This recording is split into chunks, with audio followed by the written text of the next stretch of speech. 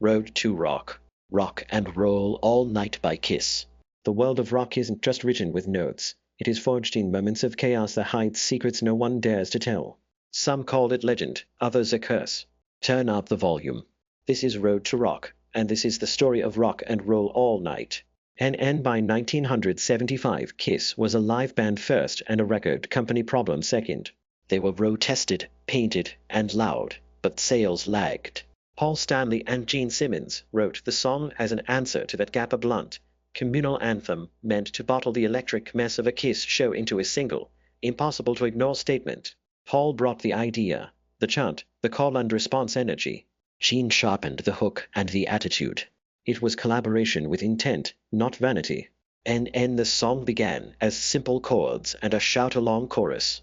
Structurally it is ruthless. Verse, big shout, verse, even bigger shout.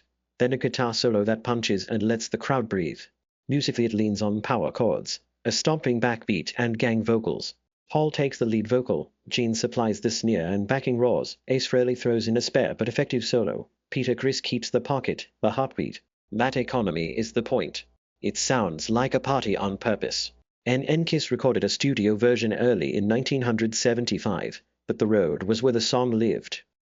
They tracked it again as a live cut during that year, aiming to capture the audience as an instrument. Those live tapes were not left untouched. Overdubs and mixing choices were used to push the shouts forward and tighten the rhythm. The result kept the crowd heat, but gave the record a punch radio could handle. There was friction over this. Band members and label hands argued over how raw to leave it and whether a live anthem could be packaged for the charts. That tension between spectacle and marketability shaped the final sound. And what makes the track stand out is its democracy. It invites participation. The guitars are simple so the voices carry. The drums hit flat and steady so thousands can clap in unison. The solo never derails the chant, it punctuates it. Those choices were deliberate trades, complexity for immediacy, studio gloss for crowd urgency. And the legacy is straightforward. The song became the hinge between Kiss the touring machine and Kiss the household name.